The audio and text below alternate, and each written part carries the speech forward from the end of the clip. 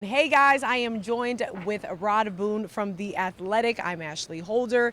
It was an emotional night tonight. The Celtics came in town. Kemba Walker came back. That was the biggest storyline that they had. The Hornets lost 108-87.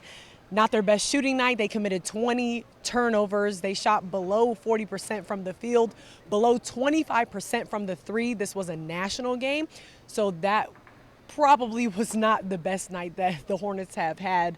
The Celtics snap a three-game losing streak for the Hornets, but let's just jump into the Kemba Walker news. Kemba comes back. They also have a tribute video for him pre-game. Very emotional. What were your thoughts on it? It was a good video. I mean, they showed obviously his career highlights, some of his best moments here, him saying this is my city, this is my home, and the fans just loved it. You can tell the atmosphere tonight was all about showing Kemba Walker how much they appreciated him in his 8 years he played here.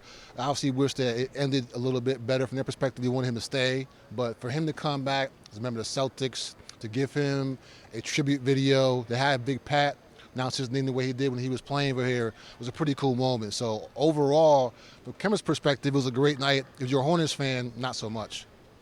Now, did you see the one part where Kemba literally almost walked to James Borrego on the Hornets bench and then had to realize they're like, oh, wait, I don't play for the Hornets no more, and literally went back to the Celtics bench? I noticed that. It's funny because I was going to tweet that for a second, but at the end of the half, the first half, he missed a shot over here, and he turned to go toward that way to the locker room, and he said, you know what? Nah, I'm going this way. So I did notice that, but that kind of shows you how long the guy's been here, that he's just so used to just things being the way they were when he played for 8 years here. He mentioned this morning at shooting around how the locker room for the visitors team, someplace never actually been other than just a random drug test. So think about that. You know, you get a random drug test and you go into the visitors locker room, whereas today, that's actually where he had to actually get dressed for the game. So, you know, for him to come in here in this arena that he actually, filled up basically on a given night, and for him to come out here and put on a performance that wasn't great, but still was good enough for him, was a good night overall for Kemba Walker. And you were talking about the fans and just what it meant to them. What about his teammates? You actually wrote a story about how close he is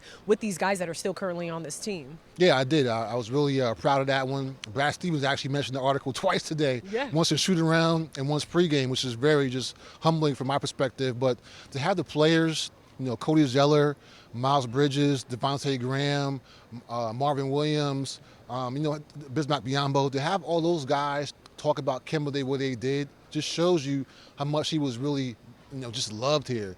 It wasn't just some drivel, wasn't just some forced talk. I just said, give me something about this guy that people should want to know about him that people don't know right now, and they all gave me something really good. So to have his teammates show him the love they did, to have Marvin Williams give him a big bear hug when the game is over, Malik Monk, all those guys came over to Kemba, make sure they gave him a little bit of props. It showed how much he was loved by his teammates. So to me, as Brad Stevens said, you find out a lot about a player from his ex-teammates. So with them saying what they said about Kemba, it shows just how much he was loved, not only here in Charlotte, but beyond as well. Well, the Hornets definitely glad that he was back. Everybody excited to see Kemba. He was here for 8 years. The fans probably not excited about the loss tonight and snapping that three-game winning streak.